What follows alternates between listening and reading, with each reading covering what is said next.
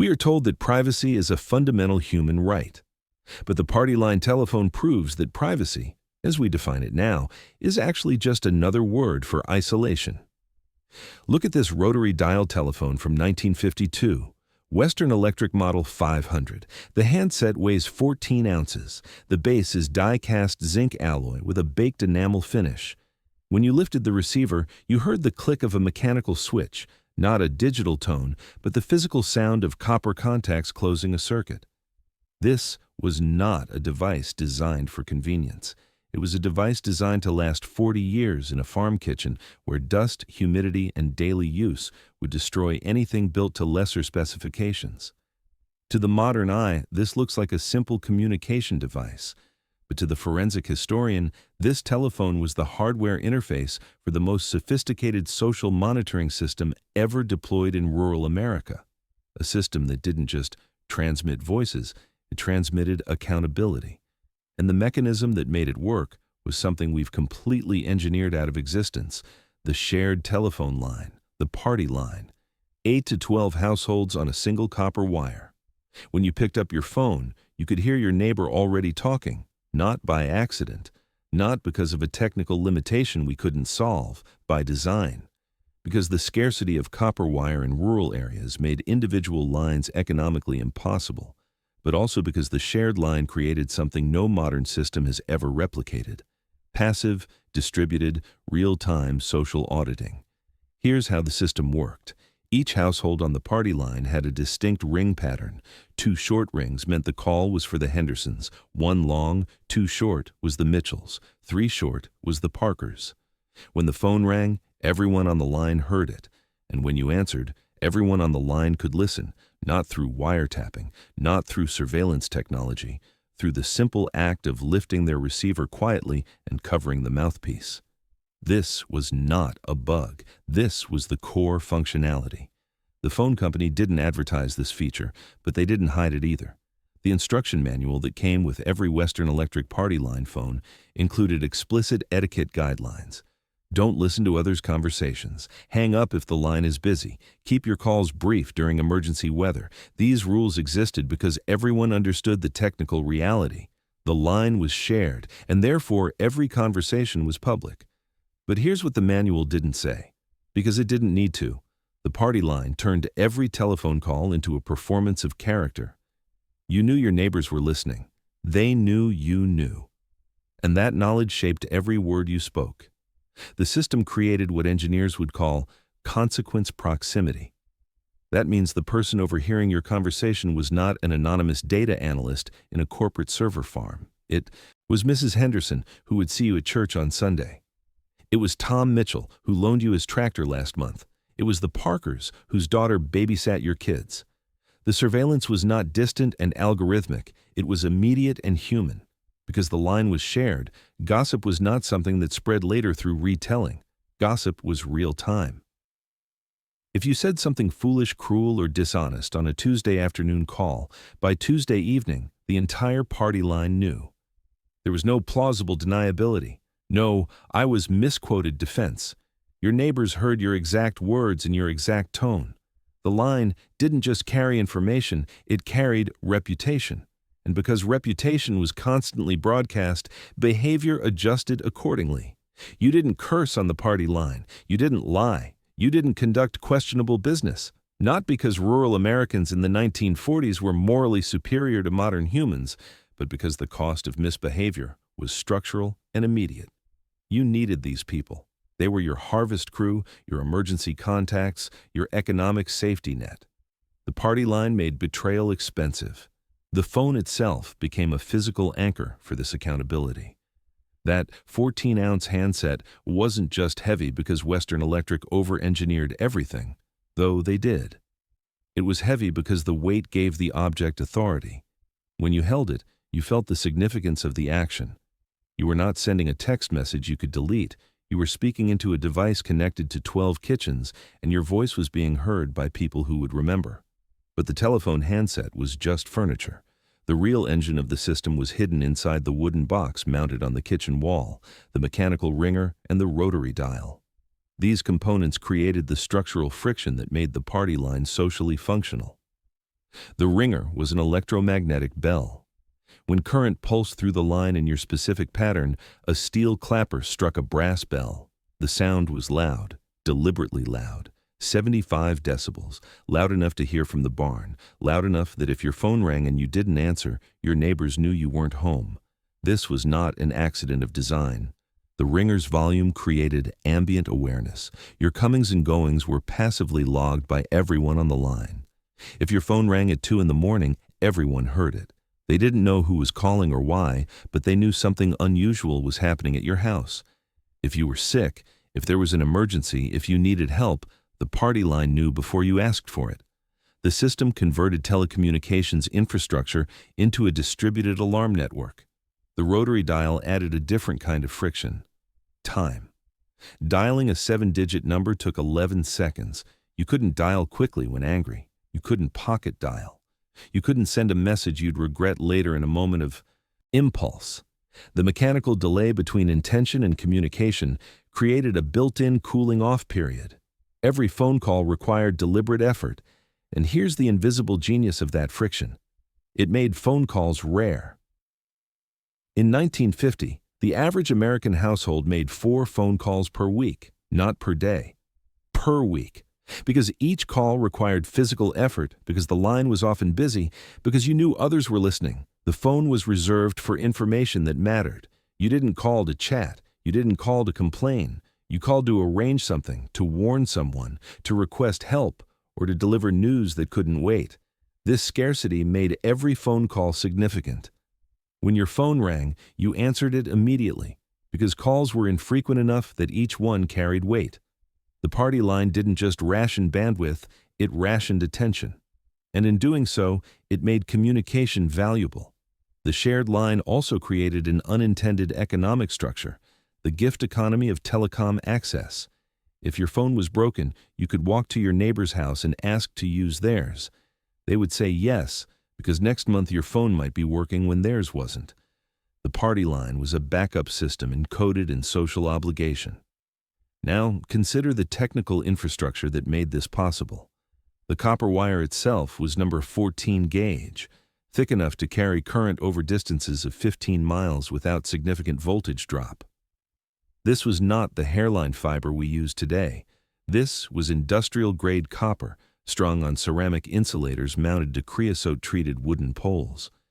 The poles were typically 30 feet tall, made from southern yellow pine, and rated to survive wind loads of 90 miles per hour.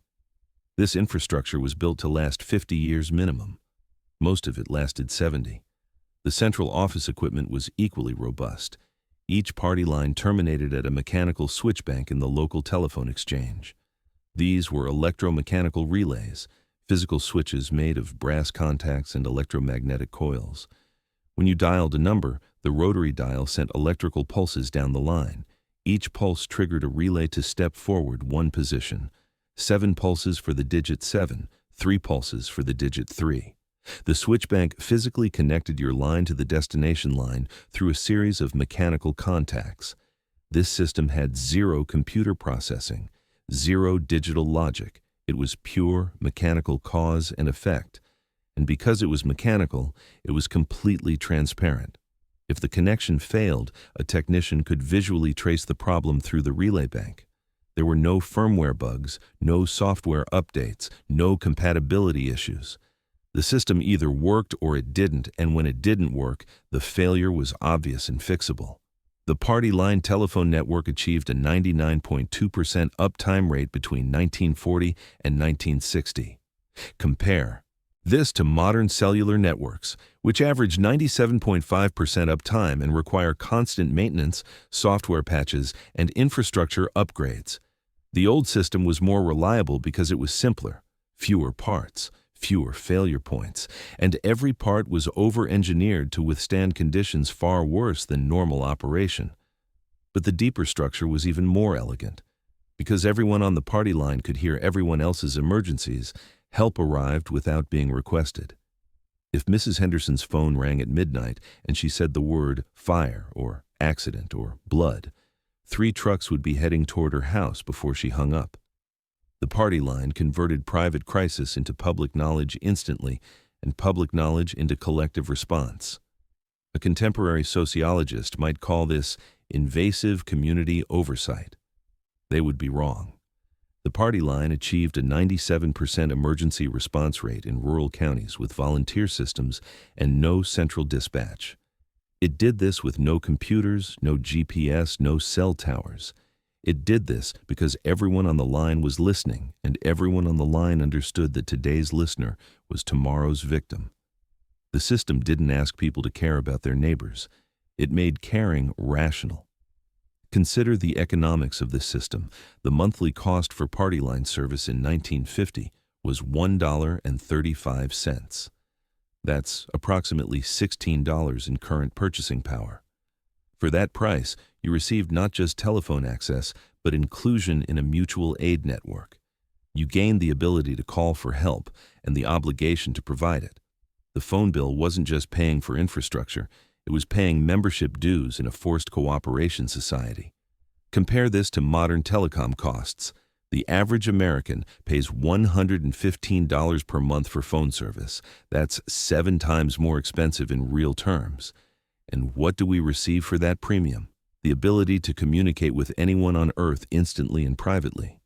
But we've lost the secondary function, the automatic inclusion in a local support network. We've optimized for global reach and sacrificed local depth. The party line was inefficient by design. It forced you to wait your turn. It forced you to keep calls brief. It forced you to speak knowing others would hear. These inefficiencies were not technical limitations. They were social features. The friction created discipline. The publicity created accountability. The shared resource created obligation. And all of it, the accountability, the emergency response, the social cohesion, was anchored to that rotary telephone. It wasn't a communication device. It was an enforcement mechanism for rural interdependence. The weight, the friction, the public nature of every call, these weren't inefficiencies. They were the features that made the system work. Return now to that Model 500 telephone, the handset, the rotary dial, the brass bell inside. You're not looking at a primitive version of the smartphone. You're looking at a machine designed to solve a problem we no longer even admit we have. How do you build trust between strangers who must rely on each other? The answer was structural. You shared the line. You heard each other's emergencies. You listened to each other's children grow up through birthday party invitations and doctor's appointment calls. You overheard celebrations and arguments in grocery lists. And through that constant involuntary exposure, you built something no privacy-first system has ever replicated. Familiarity. You knew your neighbors not because you chose to, but because the phone line forced you to. And that forced familiarity created obligation. You couldn't ignore someone whose voice you heard 3 times a week. You couldn't dehumanize someone whose daughter's voice you recognized on the line asking for homework help. The party line didn't make people kind. It made kindness structurally efficient and cruelty structurally expensive. The behavioral protocols that emerged from this system were intricate and unwritten. There was an informal hierarchy of call priority. Medical emergencies took precedence over everything. Weather warnings came second. Business calls came third. Social calls came last. Everyone on the line understood this ranking, and violations were rare because everyone knew who had violated the protocol and why. If you picked up the phone and heard someone already talking, you were supposed to hang up immediately. But there was a grace period of approximately 3 seconds, long enough to determine whether the conversation was urgent. If you heard the words doctor or storm or accident, you stayed on the line as a witness and potential responder. If you heard casual conversation, you hung up and waited. This protocol was never written in any manual. It emerged organically from the shared understanding that the line was a commons that required stewardship.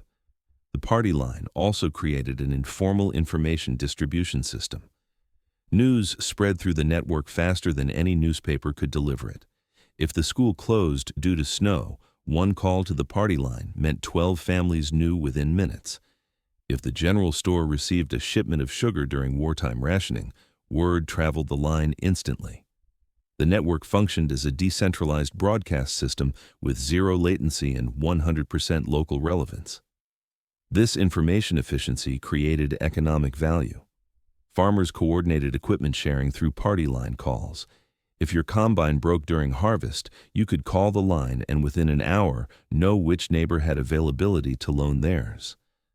This equipment sharing reduced capital costs dramatically.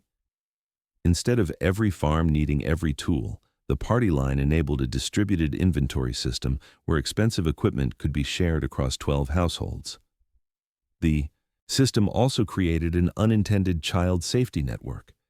Because parents could overhear their children's phone conversations, adolescent misbehavior was monitored passively. Teenagers couldn't arrange unauthorized activities without their parents' friends hearing about it on the party line. This wasn't helicopter parenting, it was structural oversight. The surveillance required no effort from parents. The phone line itself was the monitoring device. And here's what made this surveillance socially acceptable. It was mutual. Everyone was being watched. The store owner who listened to your calls knew that you were listening to his. The reciprocal nature of the observation prevented abuse. No one had unilateral surveillance power. The party line was a panopticon where everyone was both guard and prisoner, and that equality made the system feel fair. The telephone conversations themselves developed a distinct rhythm and economy. Because you knew others were listening, you spoke clearly and directly. You didn't ramble. You didn't repeat yourself. You stated your purpose in the first sentence. This is Mary calling about the church social. The person on the other end knew immediately whether to continue the conversation or defer it. This clarity was a learned behavior, shaped by the knowledge that 12 households were waiting for you to finish. The party line also enforced honesty through a mechanism we've completely lost: synchronous verification. If you made a claim during a phone call, "I paid you last Tuesday," or "the meeting is at 7," and that claim was false, someone else on the line would know immediately. There was no gap between statement and verification. The distributed witness network meant that lies were caught in real time, often before the conversation even ended. This created an environment where lying was structurally irrational. The probability of being caught was close to 100%, and the cost of being caught was social death. Everyone on the line would know you were dishonest, and that knowledge would spread through the community within hours. The party line didn't make people honest through moral education. It made dishonesty economically and socially unsustainable. Consider also the maintenance culture the party line required. When something broke, a loose wire, a faulty connection, a damaged insulator, it affected everyone on the line. This meant everyone had an incentive to report problems immediately. The shared infrastructure created distributed monitoring. 12 households were constantly checking whether the system worked properly, and any degradation in service was reported within hours. This stood in sharp contrast to individual line maintenance, where a problem affected only one household and might go unreported for days or weeks. The party line converted infrastructure maintenance from a centralized utility responsibility into a community obligation. The telephone company still performed the off repairs, but the community provided the monitoring and reporting. This hybrid model achieved maintenance response times that no purely centralized system could match. The technical quality of the components reflected this long-term thinking. The Western Electric Model 500 used a carbon granule microphone in the handset. Carbon granules, small pieces of compressed carbon that changed resistance when compressed by sound waves. This technology dated to the 1880s, but Western Electric continued using it until the 1980s because it was robust, repairable, and required no external power beyond the line current. The microphone could survive being dropped, submerged, frozen, and baked, and it would still function when dried out. The receiver used an electromagnetic driver, a permanent magnet, and a diaphragm. When electrical current flowed through the coil, it moved the diaphragm, creating sound. This design was mechanically simple and nearly indestructible. There were no fragile components, no adhesives that would fail, no plastics that would crack. The receiver was designed to outlast the house it was installed in. Even the cord connecting the handset to the base was over-engineered. It was a cloth-wrapped cable containing 4 copper conductors. The cloth wrapping was impregnated with wax to resist moisture. The copper conductors were 18 gauge, far thicker than necessary for the signal they carried. This cord could be twisted, yanked, and abraded for decades without failure. Many of these cords are still functional 70 years later. This durability had economic implications. Because the phone lasted 40 years, the telephone company could amortize its cost over an extraordinary time frame. The initial capital investment was high. Each Model 500 cost the phone company approximately $45 to manufacture in 1950. But divided over 40 years of service, the annual cost was $1.13. This was less than the cost of manufacturing a single modern smartphone, which must be replaced every 2 to 3 years. The party line system achieved something we've lost: total cost efficiency through longevity. The infrastructure was expensive to install but cheap to operate. The equipment was expensive to manufacture but never needed replacement. The system required minimal maintenance because every component was overspecified. This was industrial design philosophy optimized for century-scale thinking. Then came the promise. 1963. Bell Telephone began the Rural Modernization Program.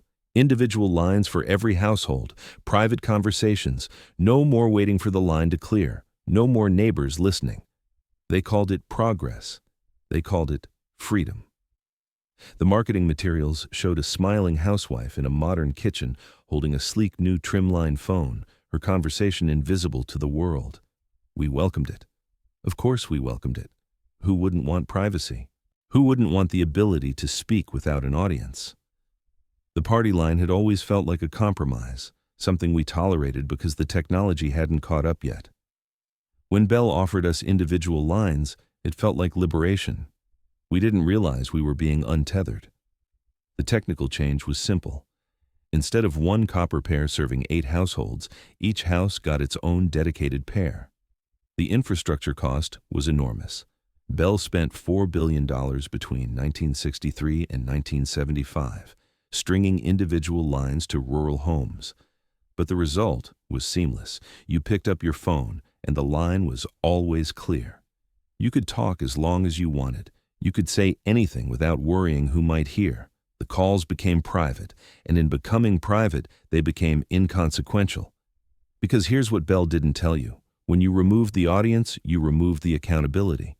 When Mrs. Henderson could no longer hear your conversation, she could no longer verify your character. When Tom Mitchell couldn't overhear your business dealings, he couldn't vouch for your honesty. The individual line gave you privacy. But privacy, in this context, was just another word for anonymity. And anonymous people don't build trust. The party line had created a system where your reputation was constantly being audited by people who mattered to you. The individual line eliminated the audit. You could now lie, cheat, or insult someone over the phone, and the only person who knew was the person on the other end.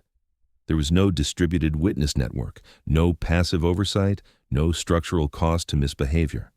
The phone became a tool for transactions instead of a platform for performance. You didn't call your neighbor to arrange help. You called a service company. You didn't overhear emergencies. You waited for someone to deliberately notify you, which often meant you heard about the crisis too late to help. The real-time awareness evaporated. The emergency response rate in rural counties dropped to 63% by 1978, not because people cared less, but because they knew less. The party line had been an ambient information system. The individual line was a silo. And here's the optimization trap. The individual line was objectively better at transmitting voices. Clearer audio. No crosstalk. No busy signals from neighbors. By every technical metric, it was superior. But the party line had never been optimized for audio quality. It had been optimized for social cohesion. When Bell upgraded the technology, they destroyed the secondary function without realizing it existed. The conversion happened rapidly. In 1960, 78% of rural households were on party lines. By 1975, that number had dropped to 12%. By 1985, party lines had effectively ceased to exist. The infrastructure was converted, the protocols forgotten, the Social mechanisms dismantled, and with the party line went the informal networks it had sustained. The equipment sharing arrangements dissolved because there was no longer a broadcast system to coordinate them. The child safety monitoring disappeared because parents could no longer passively overhear their teenagers' plans. The emergency response network fragmented because people no longer maintained ambient awareness of their neighbors' crises. The individual line didn't just change how we communicated, it changed what communication was for. The party line had been a tool for maintaining community infrastructure. The individual line was a tool for conducting private business. We traded participation for payment. We traded the performance of character for the convenience of invisibility. We gained speed. We lost the ritual. The old phone weighed 14 ounces and lasted 40 years. The new phone weighs 3 ounces and breaks in 18 months. We didn't upgrade the device. We downgraded our expectations. We decided that communication was about data transfer, not relationship maintenance. We decided that efficiency was more important than accountability. We decided that privacy was more valuable than proximity. And we made that decision without understanding what we were trading away. Because the secondary functions of the party line, the mutual aid, the emergency response, the reputation monitoring, were never articulated. They were emergent properties of the system, invisible to engineers focused on audio quality and call completion rates. When Bell analyzed the party line, they saw an inefficient telecommunications network. They didn't see a social technology that had been holding rural America together for 7 decades. The individual line solved the problem of audio quality, but it created a new problem: isolation. And we've spent the last 50 years trying to solve that isolation through technology, social media, video calls, messaging apps, without recognizing that the isolation itself was created by the technology we thought was an upgrade. Efficiency became the goal, and efficiency is the enemy of accountability. By 1985, the party line was extinct in America. The last shared rural line was disconnected in a town in Montana whose name no one recorded. There was no ceremony, no recognition that a system which had held together rural communities for 70 years was being shut off. It was treated as the removal of an outdated nuisance: progress, modernization, privacy. We didn't lose the party line because the technology failed. We dismantled it because we believed the lie that privacy was more valuable than proximity. We believed that individual freedom was more important than structural obligation. We believed that faster, clearer, more convenient communication would bring us closer together. And then we spent the next 40 years wondering why we felt so alone. The metrics tell the story. In 1950, the average rural American knew the names of 42 households in their immediate area. By 2000, that number had dropped to 8. In 1950, 73% of rural residents reported having someone they could call in an emergency who would arrive within 30 minutes. By 2000, that number was 31%. The party line didn't just carry voices, it carried the infrastructure of mutual obligation. When we switched to individual lines, we thought we were upgrading our phones. We were actually opting out of a social contract we didn't know we'd signed. The contract said, "You will share the line.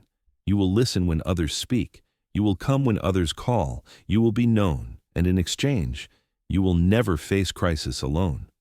We terminated that contract in exchange for privacy. And we got exactly what we paid for. You were not imagining it.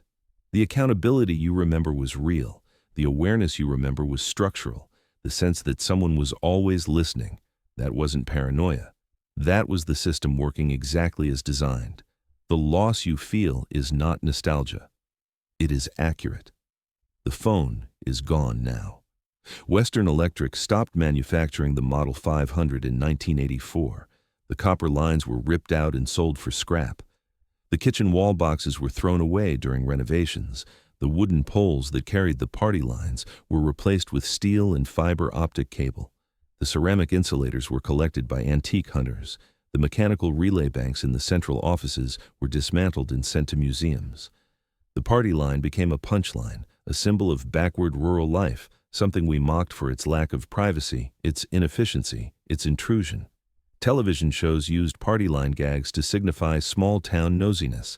The term itself became synonymous with gossip and invaded privacy. We forgot that the gossip was the point, the invasion was the feature. The system worked because it was invasive. But somewhere, in an antique store, in a town you've never heard of, one of those rotary phones still exists.